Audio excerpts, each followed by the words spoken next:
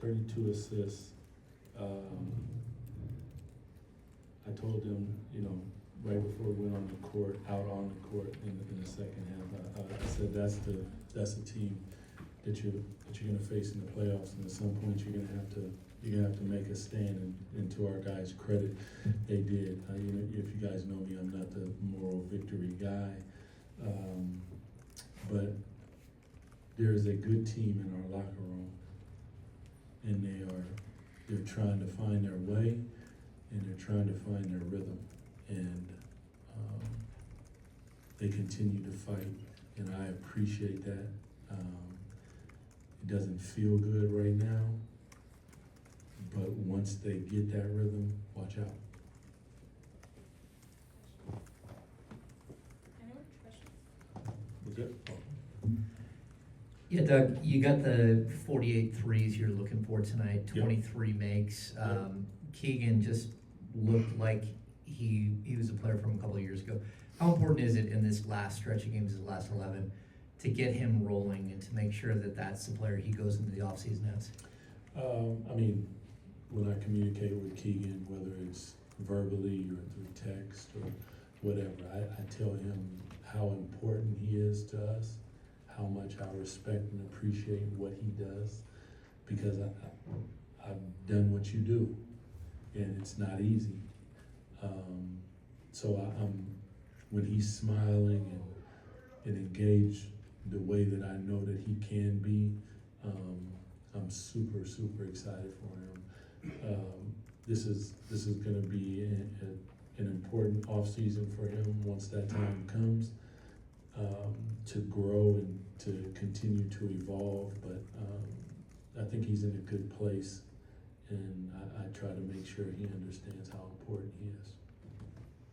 Doug, you talked before the game about the vibes question. Does the response you got in the second half to what you said to them at halftime kind of reinforce the message that you were trying to convey there? Yeah. I've told you guys 80% isn't enough. We're a 90% plus team because the margin of error is just so thin.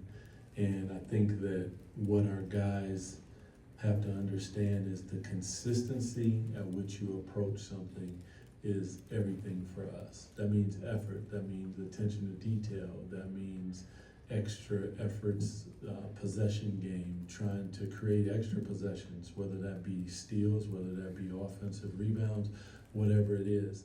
And when you look across from you, that team does that. If you mess up, they take full advantage of it every single time.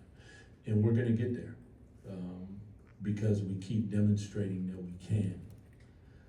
Now it's, are you willing to go through the pain that it takes to do it? That's really what it's all about. Because I'll tell you guys, you guys have been around basketball, NBA, it's painful as hell.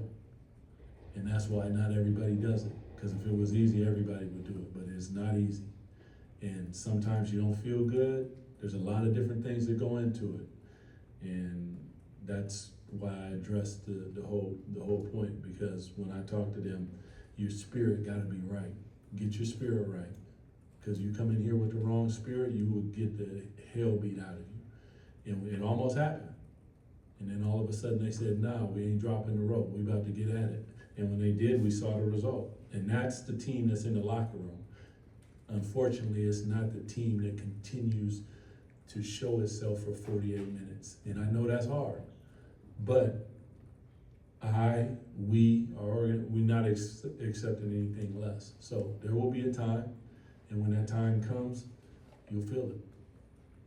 Doug, there have been a number of occasions just during this homestand where a lineup featuring a combination of Keegan and Keon and Jake and even Devin have sparked the crowd, gotten energy on the defensive end, and that's led to some of these pushes and these comebacks and runs. I'm just curious what you think about kind of the four of them and the combinations of putting them out on the floor and how they're able to create these changes in game. You know, when I played, we had the bench mob, and they would come in and they would wreak havoc. And that's what you do. You don't know how many minutes you're going to get, but when you get your minutes, you make somebody feel you with your minutes. And those guys they bring it.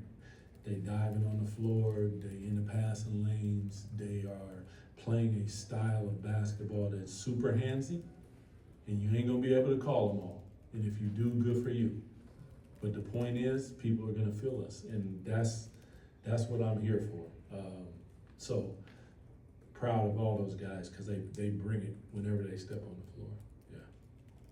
Doug, you've talked a lot about I do talk a lot, so you're right. specifically about like process over results, and Yeah. if you play a certain way, the results will come. Yeah. Do you see an improvement with this group in any particular area of the process? And if you do, what specifically might you point to? Like the ability to manifest is one. We talked about today, last game where we shoot 24 threes. I'm like, unacceptable. 16 assists or something, unacceptable. So then we had a conversation, some film, talked about some things, and they go out, bless you, and they go out and they shoot 48 threes. They get 32 assists. Like, you demonstrate that that is who you are, and that is what you can do. And then you go after having 0 fast break points in the first half against the most elite defense in the NBA, and you have 14.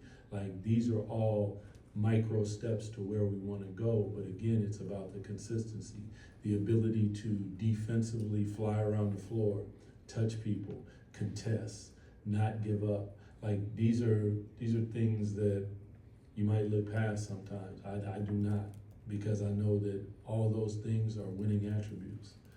But again, the consistency at which you do them is gonna say how high you go. And for that group, there's sky's the limit. You can do whatever you want, because we got a lot of different pieces in there. We can play a lot of different ways. We have a defensive unit. I don't know the last time we had a defensive unit, but he just named one. That's a good thing to have. We got offensive players. We got big bodies.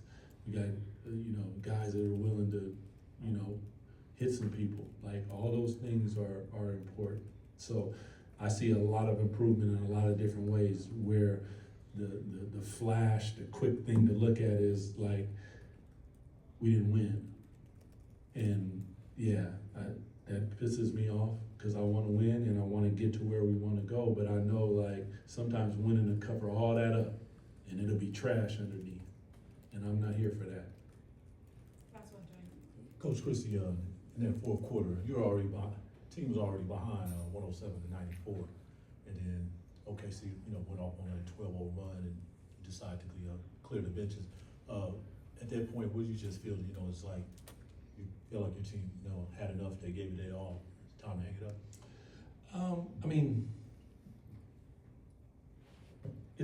That one's always a delicate one. When I first took over, one of the assistant coaches, we were winning. We were like, let's clear, and I'm like, okay. And we did it, and then all of a sudden it got close. So it's a vibe, it's a feeling like, you have they fought, they've competed, they've done it at a really high level. And I respect that. Like, they went and put their heart and soul out there tonight in the second half. And like, they went on a run, the game was in the balance, and we got more to fight for right now. When Portland comes in here, we gotta be ready.